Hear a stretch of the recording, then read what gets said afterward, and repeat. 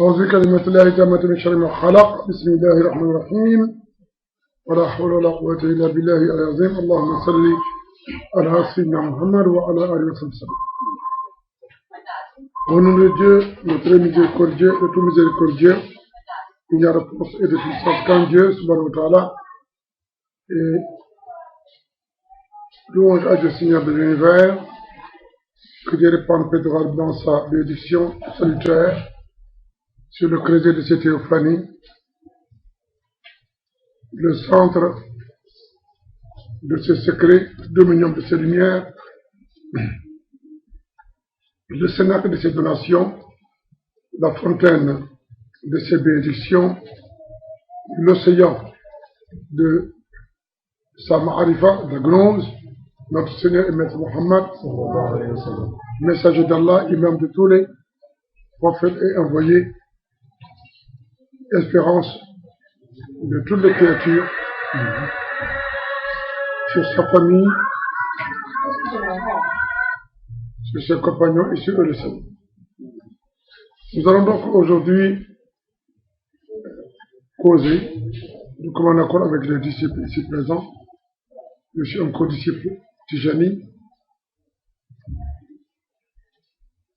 sur les vertus et les bienfaits de la pierre sur le prophète, dit Salat al-Nabi. Il va lire quelques sentences sur le prophète, émanant des érudits comme Ibn Qayyim, etc. Et nous allons essayer de, avec l'aide d'Allah subhanahu wa ta'ala, de les développer ou de les expliciter à la lumière de la générosité divine avec le peu de connaissances que nous détenons.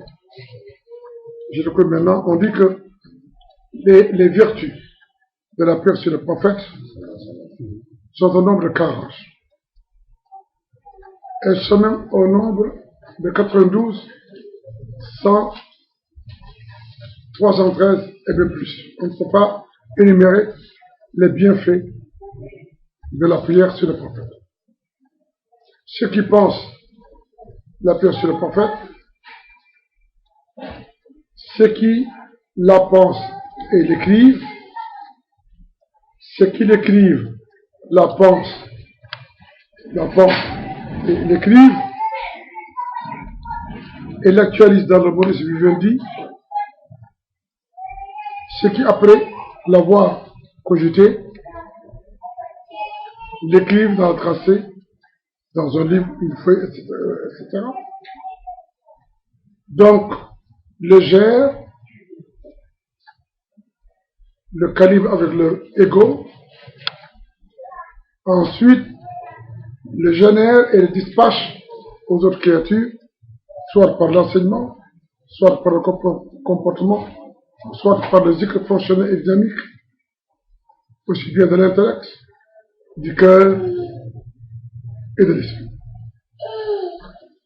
Nous savons que, premièrement, la pierre sur le prophète est une recommandation divine. C'est le Coranique. Une recommandation divine que nous retrouvons comme suit. Inna Allaha wa malaikatahu yusalluna ala nabi ya ayyuhalladhina amanu sallu alayhi wa sallimu taslima.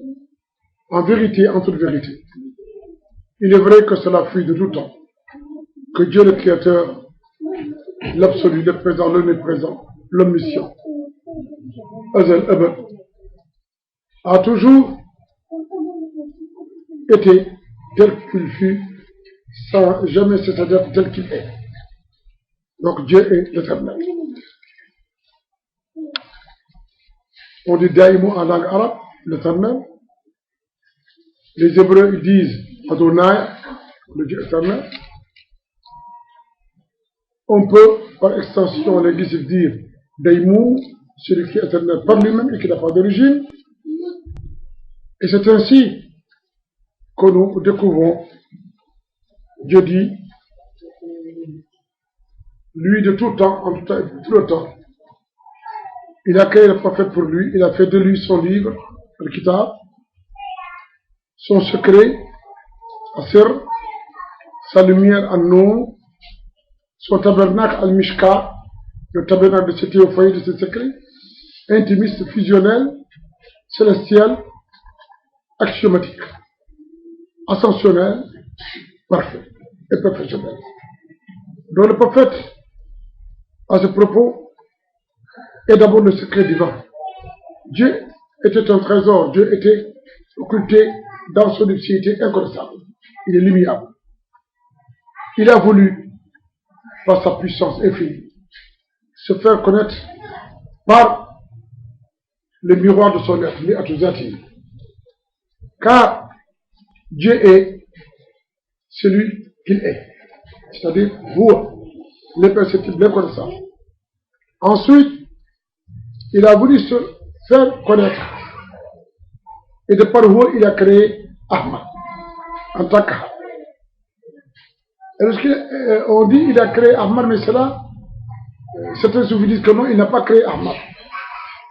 Il a manifesté Ahmad. On peut, dans le jargon populaire, dire bon, que c'est manifestation et création. Entendu que créer, pour Dieu, c'est faire d'une chose qui soit à part de rien. Mais l'éternité du prophète, son apparaître hors du rideau du non manifesté, son apparaître lorsque le prophète est occulté dans la réalité divine, son apparaître dans le monde, avant le monde, ou dans la structure de la déité, là c'est Ahmad. Ça peut être comme secret. Mais le miroir d'Ahmad, c'est encore Ahmad.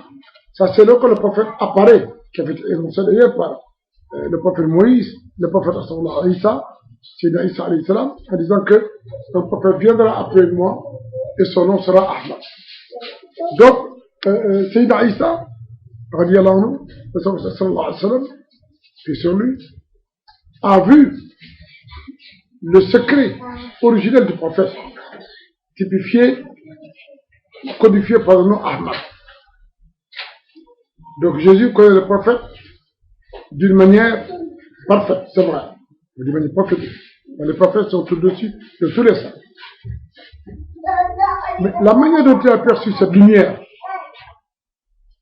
est extraordinaire, puisque Jésus l'a annoncé, je demande dans l'évangile selon Jean, il a parlé, il l'a assimilé au paraclet, que nous disons Biriklitos, en langue araméenne, qui signifie le louer. Que les Arabes disent Al-Bariqli. Et nous savons que ce terme est hébraïque, c'est vrai, mais le mot Al-Bariqli, ou le paraclet, c'est un terme hellénisé, francisé, etc. Donc, Biriklitos signifie celui par qui Dieu aime. Il est l'amour de Dieu, il est donc la vérité, et il est l'aimantation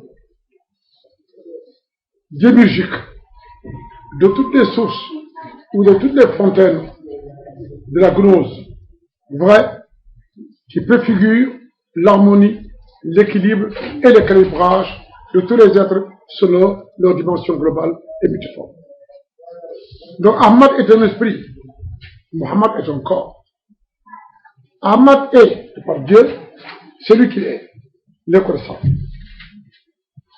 Et Muhammad est de par Ahmad celui qu'il est et vaut, par le seul fait qu'il est le secret de la messagerie, parce que Ahmad signifie le secret de la louange, celui qui Dieu s'est loué par Ahmad, en tant qu'Ahmad.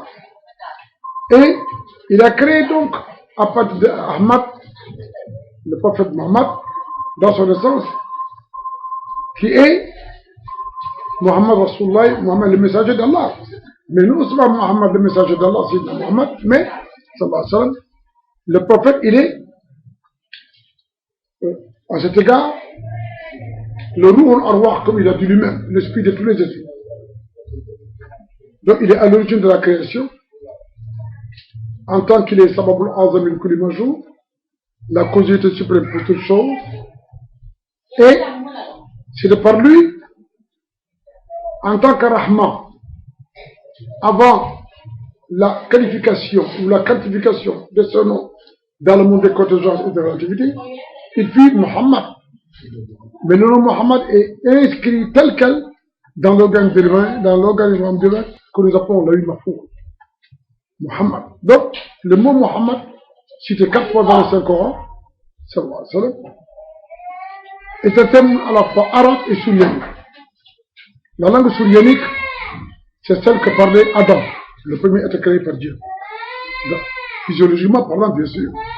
Mais le Adam Azali, l'Aram célestial, ça c'est le prophète. C'est encore pour laquelle, lorsque Dieu créa Adam, ici, sur la terre, qui est le centre de l'univers, dont on trouve la centralité démiurgique de toutes les galaxies, quelque ordre que ce soit, il faut dire que la terre n'est pas la seule planète où il y a des êtres qui vivent, que non pas. Puisque, certes, la réalité du prophète, ontologiquement parlant et spirituellement parlant, embrasse tous les univers parallèles, complémentaires, le monde visible et le monde invisible. Il est, Sababul A'azami du climat jour, la causalité suprême pour toute forme d'existence ou pour tout être. Nous avons tous été existenciés à partir de l'esprit mohammedien, comme lui-même le dit. En tant que Mohammed, il est le digne de louange. En tant qu'Ahmad, il est celui par qui Dieu se loue. Or, Dieu se loue comment? Pourquoi Dieu se loue-t-il? Parce qu'il est celui qui est. Il est fa'alun ma yurid. Il agit comme il veut. Il n'a pas de compte à rendre à qui quoi que ce soit pour aider l'absolu. À Samad. Le mot Samad est un apax dans le Saint-Coran. On écrit Alif, Lam, Sod, Mim, Dal, à Samad.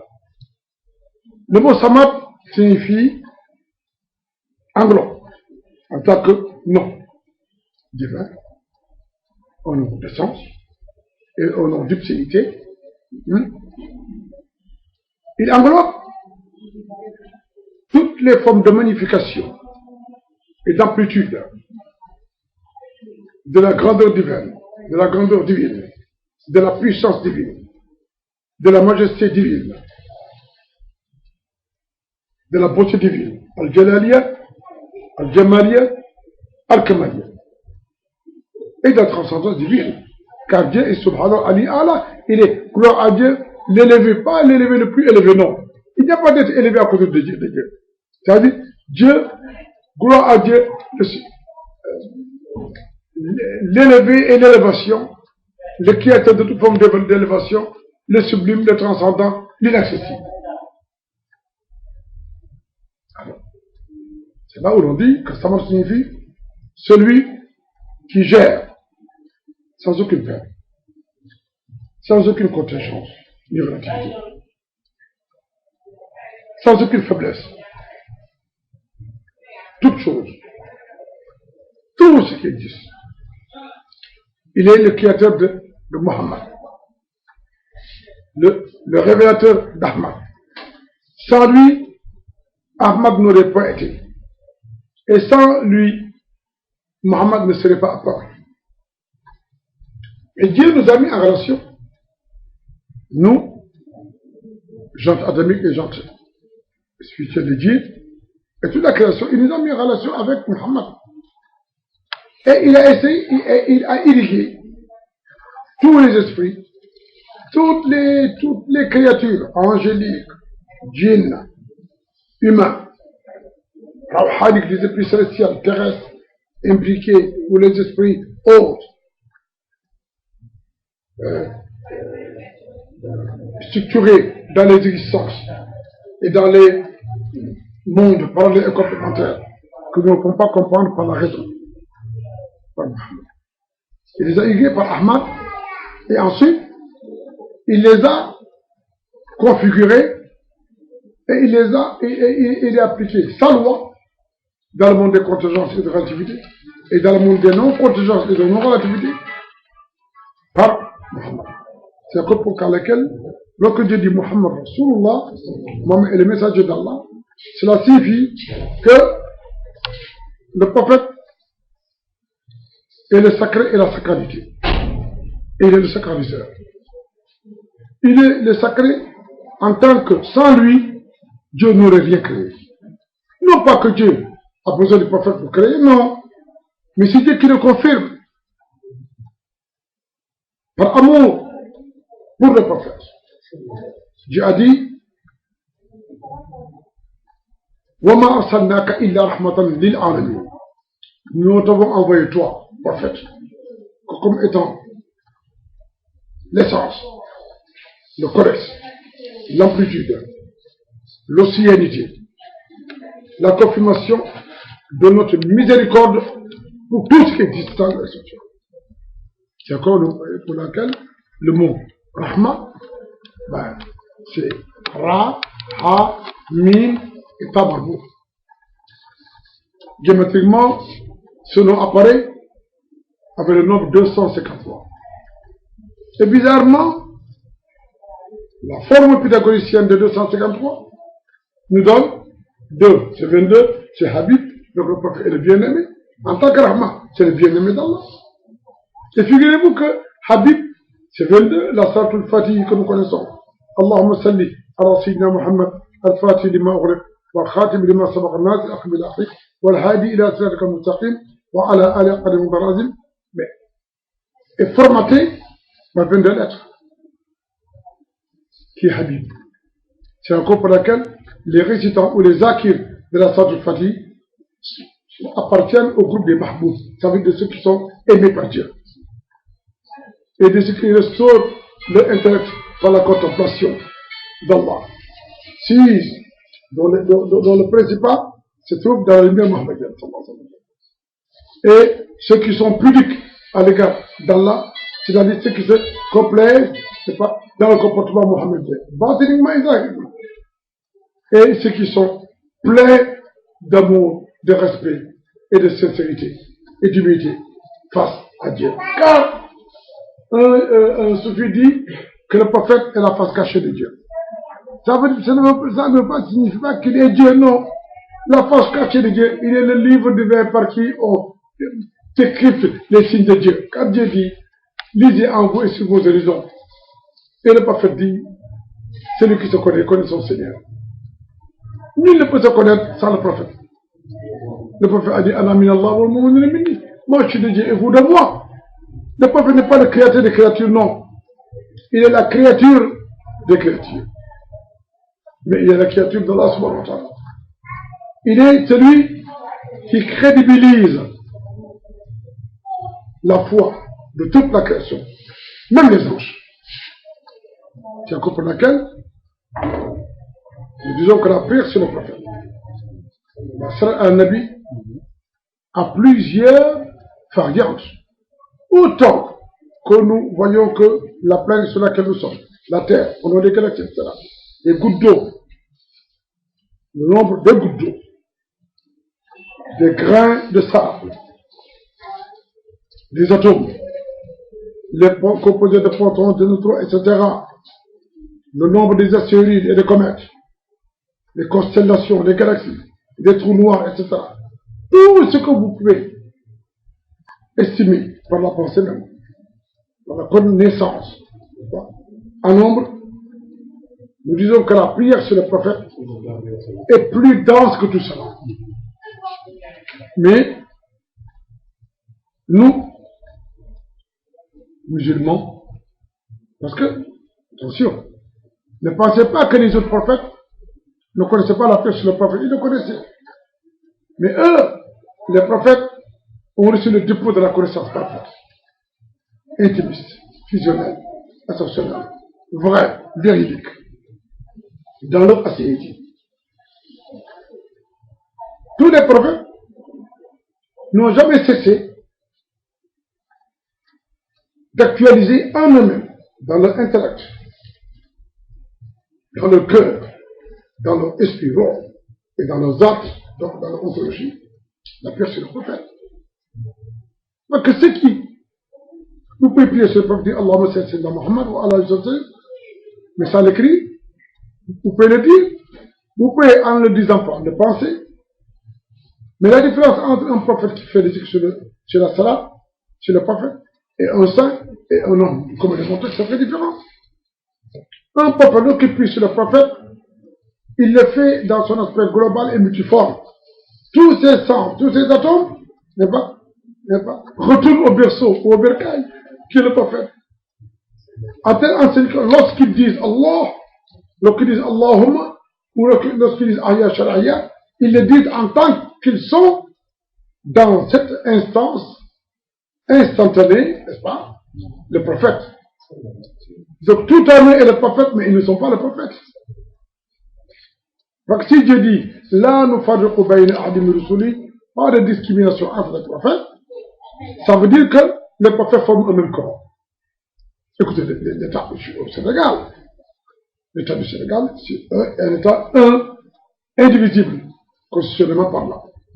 Mais il est global et multiforme parce que cet État est composé d'un gouvernement, il y a un exécutif, il y a un législatif, il y a les peuples, il y a les régions, etc. Mais c'est un seul État. Qu'il s'agisse du Diola, du Wolof, du Doukouleur, allez-y en France, allez-y aux États-Unis, allez où vous voulez, si vous êtes américain, allez où vous voulez, on dira nationalité américaine. On ne dira pas nationalité américaine peau rouge, nationalité américaine noire, nationalité américaine, non, on dira cette fois nationalité américaine. Autant pour le Sénégal et pour les autres pays. Il y a un de même ainsi du prophète. Le prophète est à la fois la prophétie et le prophète. La messagerie et le messager, wallahi. Enseigne que il est le bien-aimé d'Allah subhanahu wa ta'ala. Nous disons que, vous allez voir que, même les ennemis plus sur le prophète. J'ai appris un jour, auprès d'un soufi, qui disait, je pense qu'il a entendu même les djinns réciter cela. Est-ce vrai, est-ce faux?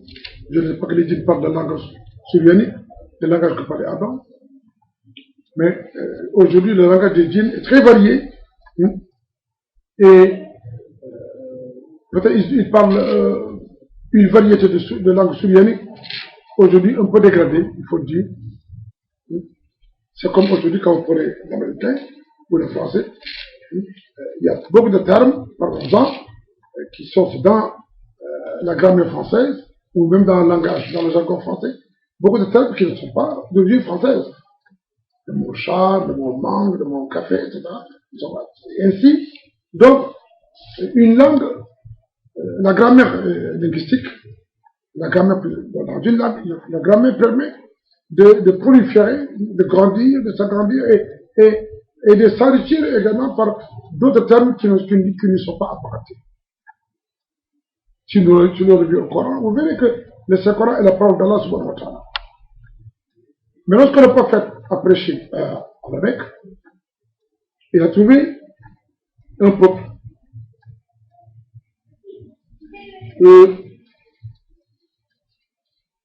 arabe, dans ce peuple arabe qu'on appelle le Qurayshite.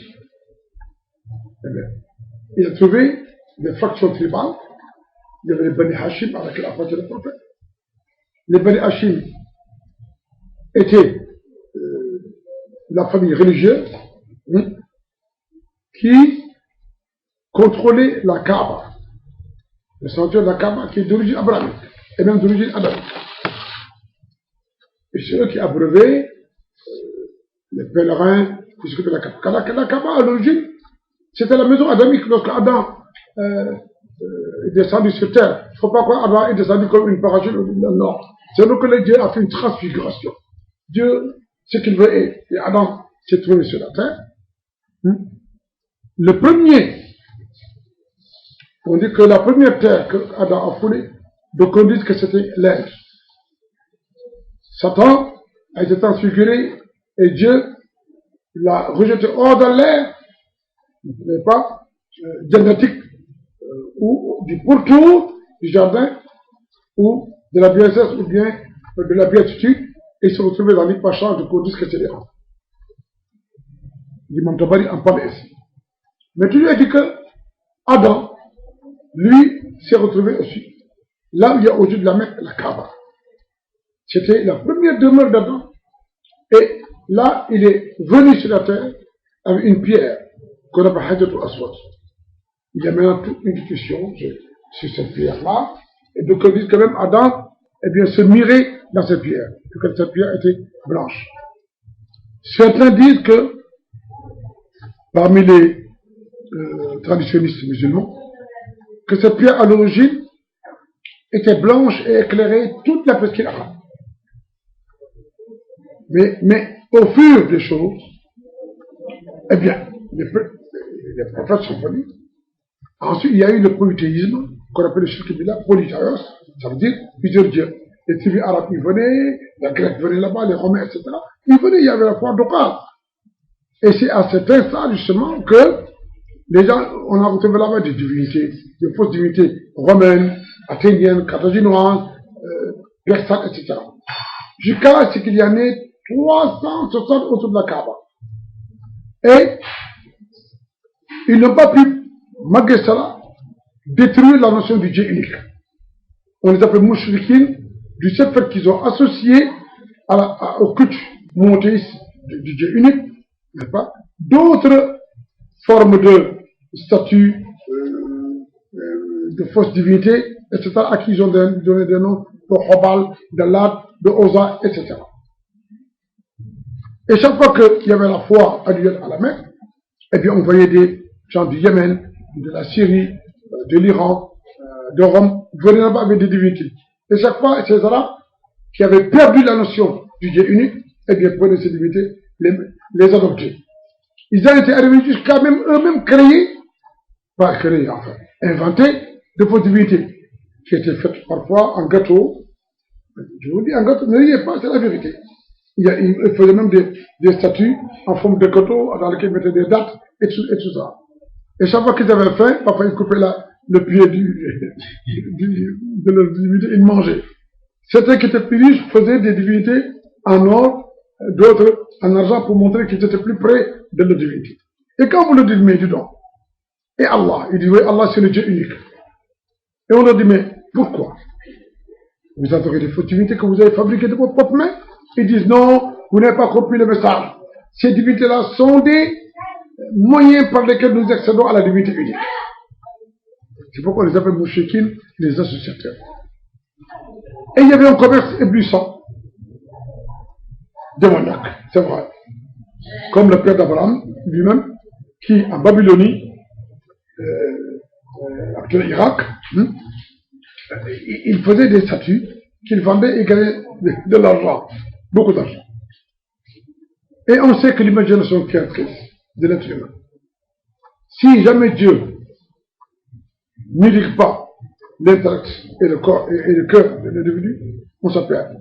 Toute imagination peut être vraie si on en connaît l'objet et la destination. Mais si jamais l'imagination elle-même s'origine au rationalisme, à l'inventif satanique, là, Dieu dit, il n'a pas d'azaniisme, tout de suite, contre la vérité. C'est ça qu'on voit aujourd'hui en Europe, partout, les sociétés secrètes. D'abord, le christianisme a été totalement détruit par le pluralisme. On a fait des juges de fils de Dieu. En Inde, on verra Shakyamuni, le Bouddha, qui s'appelle Gautama, le Bouddha, qui était à l'origine un croyant de Kodima qui faisait partie des prophètes. Il est venu, il a dit au Brahman hindou, etc. Mais ce que vous faites, c'est pas bon. C'est d'adorer des idoles. C'est avec le jaïnisme, le védantisme. Il dit, mais c'est rien du tout. Vous avez des divinités à la plus finie. Vous adorez même le singe, vous adorez même la vache et tout ça. Ce n'est pas bon. Et le Bouddha a eu des problèmes. Il a créé des problèmes jusqu'à le traité de Gautama. Ça veut dire en sanskrit d'étranger.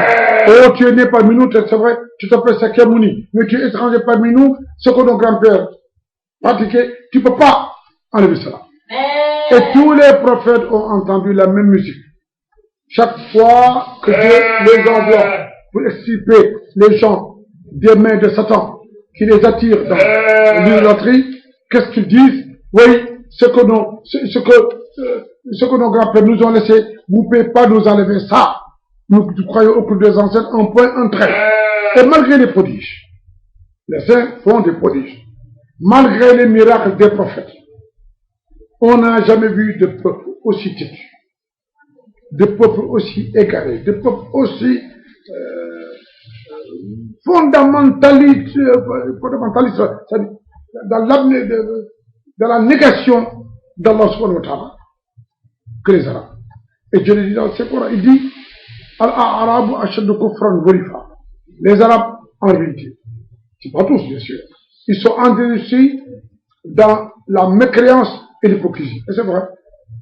Pas que la mécréance, c'est quoi? La mécréance, c'est d'abord de nier Dieu. Or, celui qui nie Dieu s'auto-nie. La négation de Dieu passe par la propre négation de soi. Parce que sans lui, tu n'es pas. Mais sans toi, lui, il est. Ensuite, il dit, bon, comme dit l'auteur, il dit, ce grand univers qui est là, que nous voyons, tellement harmonieux, ne peut pas exister sans un horloge. Impossible. Impossible. Les cieux, tout ça, étudier les galaxies, étudier les trous noirs. Tout que dit que la Terre, il y a cette planète. Moi, je dis non, il n'y a pas cette planète. Il y en a plus. Il y a quelques années, je vous avais dit qu'on découvrait 9 planètes. Il se peut qu'on en découvre même 11, et même au-delà de ces 11, il se peut qu'on en découvre d'autres éléments jusqu'à 19. Je ne suis pas astrophysicien, je ne suis pas cosmographe, je ne suis pas un savant de la NASA, mais ce que je puis dire, nous avons les 7, effectivement, planètes solaires. Mais ça, c'est très énigmatique pour celui qui ne comprend pas le langage humain, parce que Dieu parle à parabole aussi. Et pour décrypter les signes de Dieu, il faut la quinte révérentielle. Attends. Or, la quinte révérentielle, c'est quoi? Dieu dit, Ya ma'ashar al-jinn wal ins. Et vous, communauté des djinns et des humains. Ini satatum antalfuzu min aqtari samawati antalfuzu la tanfuzuna illa bisultan. Il dit, vous, communauté des djinns et des humains, si vous êtes loisible, si vous croyez que par votre crielle de recherche scientifique, sorti de données intellectualistes, de découvertes ou d'analyses très limitées, si vous croyez que vous pouvez franchir les cônes des cieux ou des galaxies, ou des cieux, etc., il dit faites-le, vous ne pouvez pas le faire à moins que cela ne soit si autorité dans la permission de la subhanahu wa ta'ala et par une science que Dieu vous a octroyée. Et sachez que la science que Dieu vous a octroyée, c'est une toute petite parcelle de science que Dieu vous a octroyée. Et Dieu dit, Wallahu lazi la ilaha illa huwa alimul ghaibi wa shahada wa rahman rahim. Lui, Dieu, en vérité, est le créateur, le connaisseur, le sustenteur du monde invisible, ou des mondes parallèles, des mondes complémentaires, des mondes axiomatiques, des mondes correctionnels, des mondes diamantifères, des mondes pluridimensionnels, des mondes unidimensionnels, des mondes diacritiques, et des mondes lumineux, et des mondes ténébreux, et des mondes anti-matière. Et des mondes dans lesquels vous êtes. Et sachez une chose, même l'univers dans lequel vous êtes, vous voyez les galaxies, appartient à votre, tout ce que vous voyez appartient à votre système, à votre ère existentielle. Vous voyez les étoiles, même si vous ne pouvez pas accéder aux étoiles, vous, les scientifiques, sachez que j'ai donné autorité à ceux qui me craignent, al-muttaqi, d'y accéder et d'aller au-delà des trous noirs et d'aller au-delà des confins de Arsh, du trône, de Kursi, du piédestal, de l'Ajli Mahfouz, de l'organigramme et de Khalam.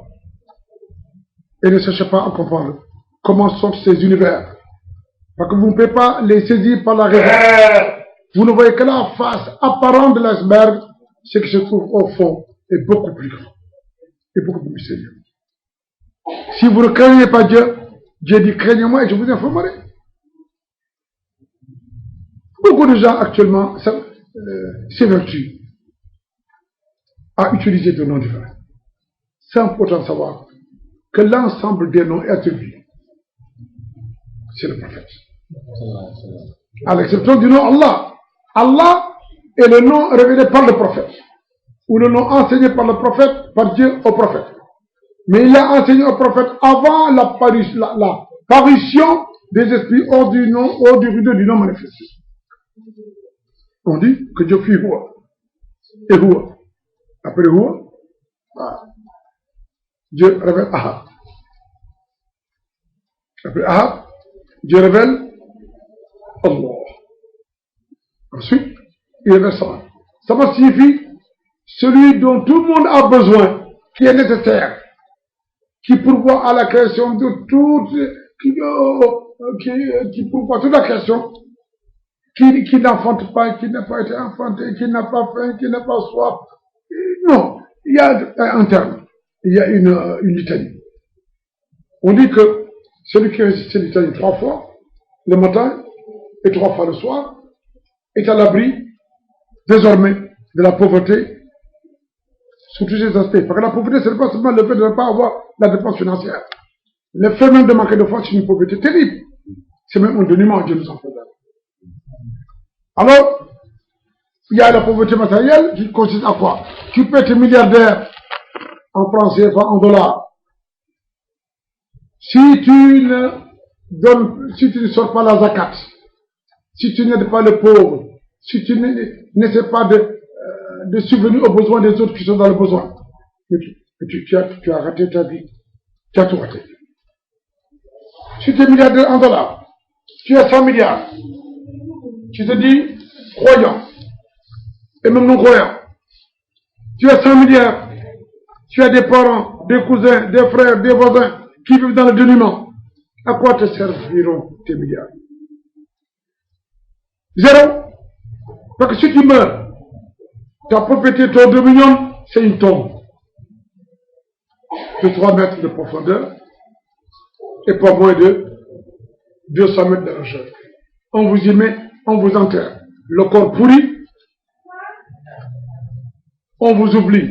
Et c'est dans cette tombe, justement, que vous vous rendez compte, même si vous mourrez dans un accident d'avion, même si vous vous brûlez, même si on vous désintègre avec de l'eau acidique, le roux est éternel. Le roux est vrai, ce qui fait que vous existez encore, en mouvement, comme disait Diderot, vivant, j'agis et je réagis en masse, mort, j'agis et je réagis en molécule.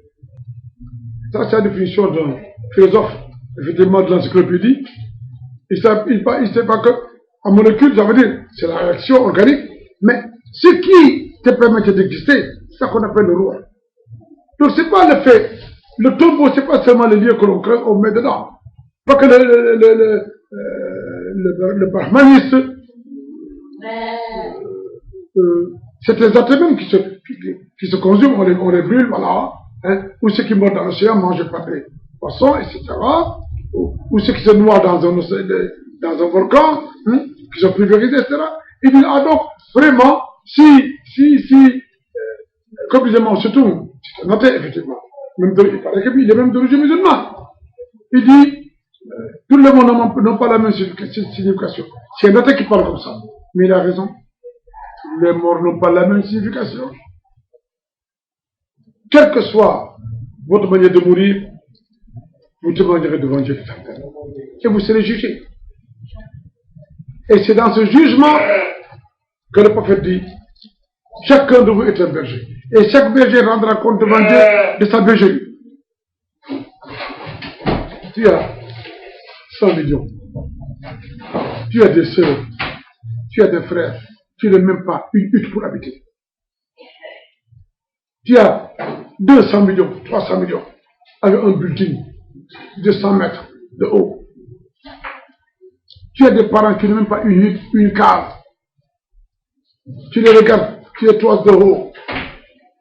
Et il arrivera que cette manière dont tu toises ces gens-là, il arrivera un jour que ces gens que tu sous-estimes viendront te pas et t'amèneront au cimetière où tu seras dans l'oubli des oubliés. Et c'est là où tu rends compte. Car il y a 3 questionnements qui sont extrêmement importants. D'où est-ce que je viens?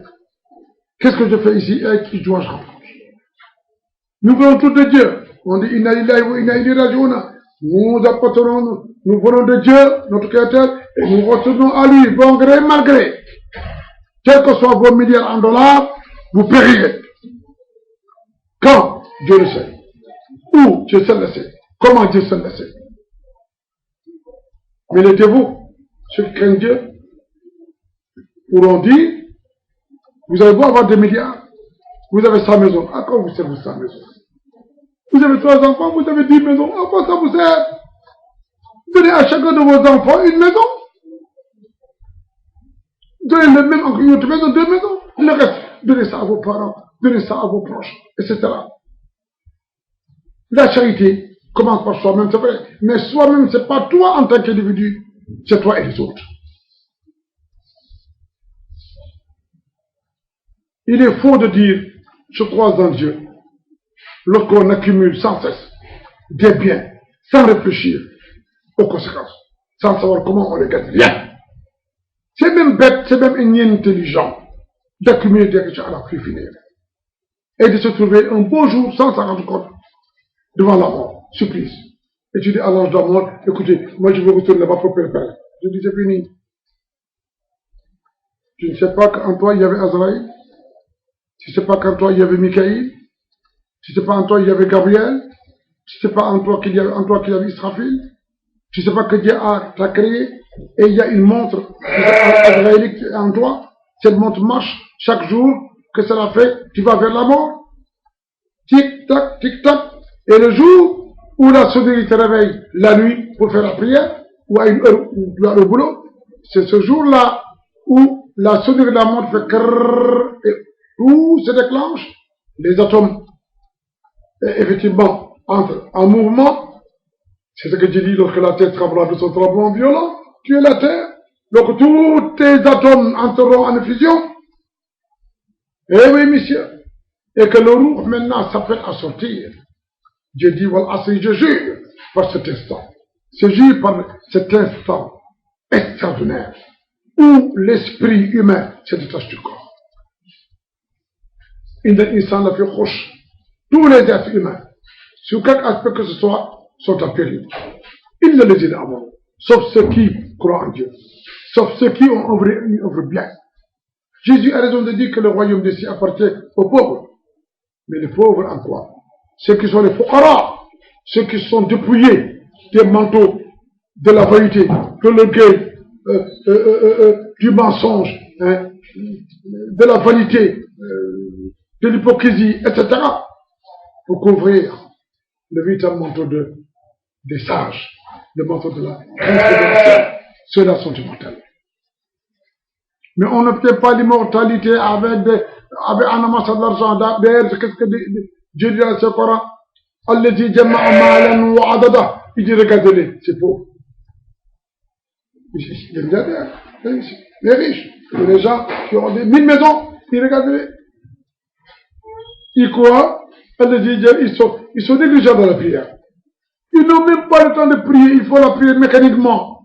Ça veut dire que donc, si la prière est une audience que Dieu nous octroie, et ils disent, la prière, on n'en a pas besoin. On l'a fait comme ça, pour après devant les gens comme musulmans, et pour être entré comme un musulman. Eh bien, tant pis, Dieu dit, fa'oula, laka fa'oula. Souma oula, laka fa'oula, tant pis pour eux, et encore plus, une fois pour eux, tant pis. Laisse-les, ils viendront. Et Dieu dit, c'est moi le temps. Maintenant, voilà. Elle dit, ils négligent la prière. C'est des criminateurs. Ils n'aiment que les milieux où on les flatte.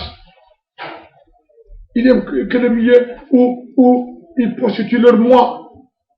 La plupart, c'est des homosexuels. Ils aiment goûter, l'homme aime goûter à l'homme, la femme aime goûter à la femme. C'est dans ce milieu pourri, apocalyptique qu'ils vivent. Et il se croit immortel, Dieu dit, allez-y, jama'a malan wa adada. Ils prennent des millions, des millions, des millions. Ils les comptent, ils les mettent dans des banques, ils prennent des milliards et des milliards, ils les mettent dans des comptes à Dubaï, en Arabie Saoudite, ailleurs. Et même dans les îles. Croyant que ces trésors vont les immortaliser. Dieu dit qu'Allah, jamais. Jamais. Jamais au plus grand jamais. Jamais. Qu'Allah les nous a fait le temps, je vais les mettre ces gens individus dans un enfer qui appelle Hotama. Et ceux qui l'ont accompagné rendront compte également, petits ou grands, jusqu'aux plus petits fonctionnaires. Ils rendront compte devant Dieu de la manière dont ils géraient le territoire. Ils seront audités. Quiconque meurt sera audité. Billahi kitab. Allez-y au cimetière. Regardez les morts. Je vous parle en conscience de quoi vous voyez des gens dans les cimetières. Dans leur existence, ils étaient orgueilleux, fiers.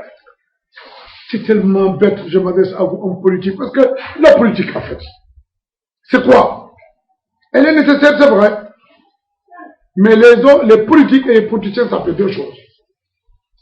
Le politique, c'est un homme conscient de ses responsabilités, qui sait ce qu'il veut et qui sait ce que le peuple veut. Donc, il sacrifie sa volonté au profit du peuple. Tout ce qu'il gagne, il sait qu'il rend compte devant Dieu, il fait attention. Il accumule un type qui avait dit une petite case, mais qui devient en 1 an, 2 ans, multimilliardaire, et qui est content. Qui ne dit même pas, mais moi, si je rencontre Dieu, qu'est-ce que je vais dire? Et qui ne savent même pas que la malédiction d'un peuple peut poursuivre un président, peut poursuivre ses acolytes, peut poursuivre même ses conseillers, wallahi, jusqu'à la 7e génération, et même éternellement.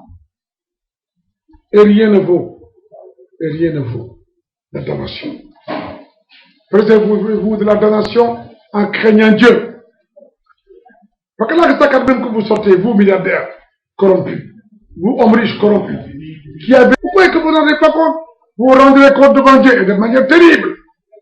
C'est Omar est un des compagnons du prophète à qui Dieu a promis le paradis. Il a pleuré longtemps. Un jour, on dit, mais pourquoi est-ce que tu pleures? Il dit, mais pourquoi est-ce que je ne pleurerai pas? Je suis Omar, le compagnon du prophète, même si le paradis m'est promis. Mais comment vais-je rendre compte devant Dieu de tout ce califat?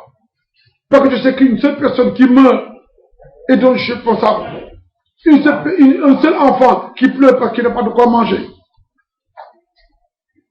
un seul malade dont je ne m'occupe pas. Mais comment faire?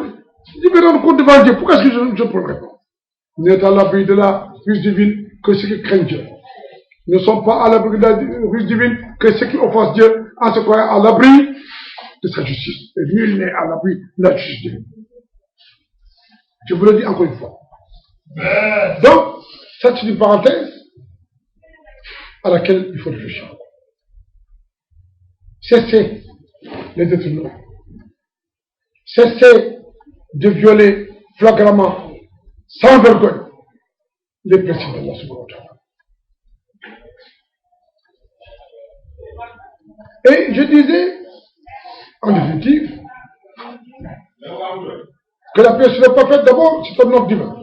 C'est Dieu qui l'ordonne. Donc les anges l'ont fait, Dieu dit, ya eluzin amanu, sallu ali, priez sur lui. Deuxièmement, la prière sur le prophète confirme l'individu qu'il est vraiment croyant. Il se conforme au principe d'Allah subhanahu wa ta'ala. Et qu'il espère le secours divin qui ne purifiait pas le prophète. La prière sur le prophète efface les péchés majeurs et les péchés non majeurs. Mais il suffit de dire que toi, Amoultal, prends garde de croire qu'il y a un péché majeur et un péché non majeur. Tous les péchés considèrent-les comme majeurs afin que Dieu ne les considère pas comme tels. Mais si jamais il t'arrive de croire que les péchés que toi tu commets, eh bien, c'est mineur, tu es dans ta voiture, tu es milliardaire, tu as ta voiture, Dieu te donne des milliards. Est-ce qu'en naissant tu es milliardaire? Ah oui, parce que mon père était milliardaire, il a fait de moi milliardaire. Est-ce que ton père en naissant était milliardaire? Non. Est-ce que tu as obligé à faire, Dieu a fait toi milliardaire? Non. Est-ce que tu vas mourir en tant que milliardaire? Tu ne le sais pas du tout. Réponds, je ne sais pas. Et les Célestiers étaient empereurs, soi-disant, il est mort. Pourri. On a déterré sa tête avec les os.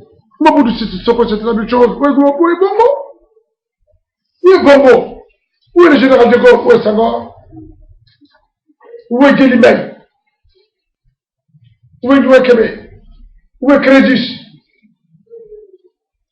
Où est Hitler? Mussolini?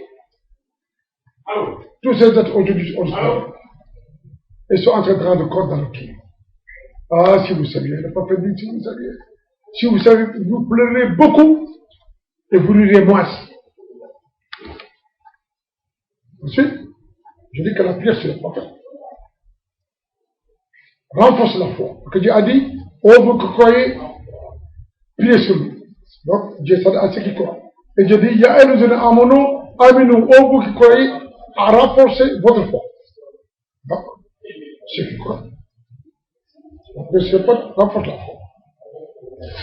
La prière sur le prophète, ensuite, protège contre la mort subite.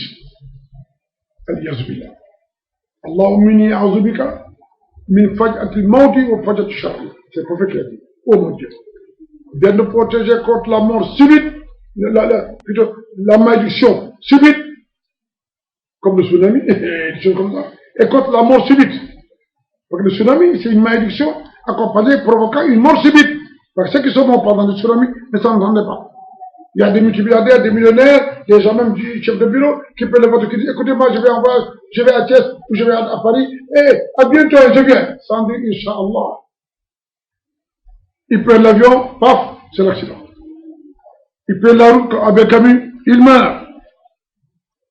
Il prend le train, accident ferroviaire. Ils sont chez eux, ils sont en train de manger, le premier, ils font comme ça, ils meurent. Prenez garde à Dieu. Prenons garde à Dieu. Prenons garde à Dieu. La prière sur le prophète protège de la mort subite et de la malédiction subite. La prière sur le prophète protège des ennemis.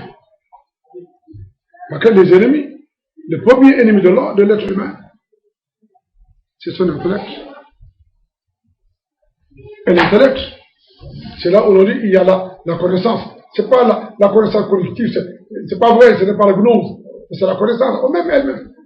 Combien de personnes ont été perdues à cause de leur prétention intellectuelle, comme l'on dit en Afrique. Oui, tel n'a pas de diplôme, il ne mérite pas cela.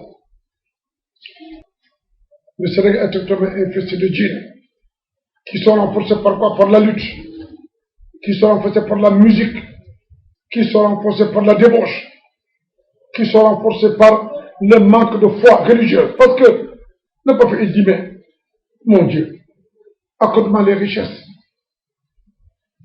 afin que je puisse servir les autres. Mets-les dans ma main, mais ne les mets jamais dans mon cœur. Aujourd'hui, on croise quelques milliards Sénégalais. Et ces milliardaires sont à 90% des gens de l'enfer. Ils sont maudits. Ils n'ont qu'à aller à faire, ils n'ont qu'à aller où ils n'ont qu'à prier. Rien. L'argent mal gagné ne profite jamais. L'argent mal gagné ne profite jamais. L'argent mal gagné ne profite jamais. Et ensuite, je dis, je néantis l'intérêt, l'usure, l'argent mal gagné. Et je bénis. Je bénis. Je reste l'argent bien gagné. Regardez les banques.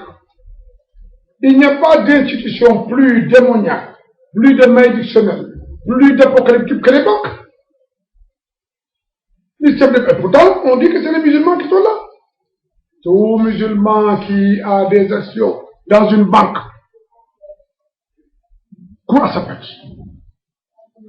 Je le répète, tout musulman ou musulman qui est actionnaire dans une banque telle que je le vois actuellement court à sa perte. Wallahi wa khalikan.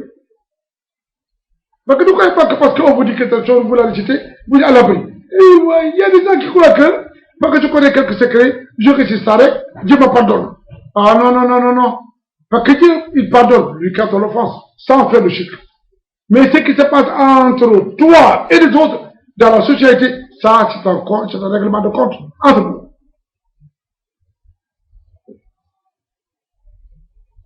Je le dis et je l'assume et c'est la vérité.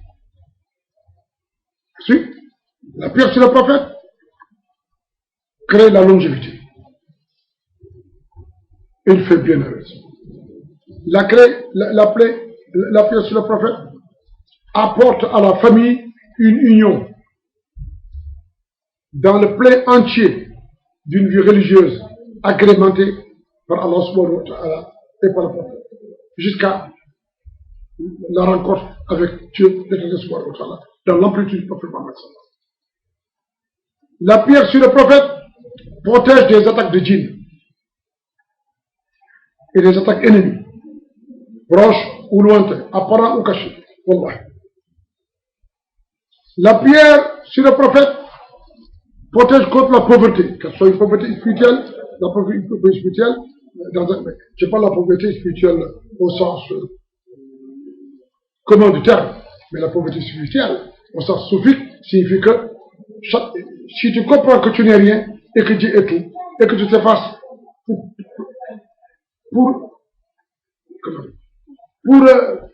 tu comprends que tu n'as jamais été autre que lui sans être lui.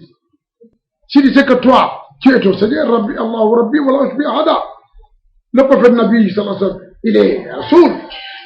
Et ton maître, nous chez nous, tu gagnes, faut dire le maître de la sainteté, et puis si tu as venu, tu le protéger.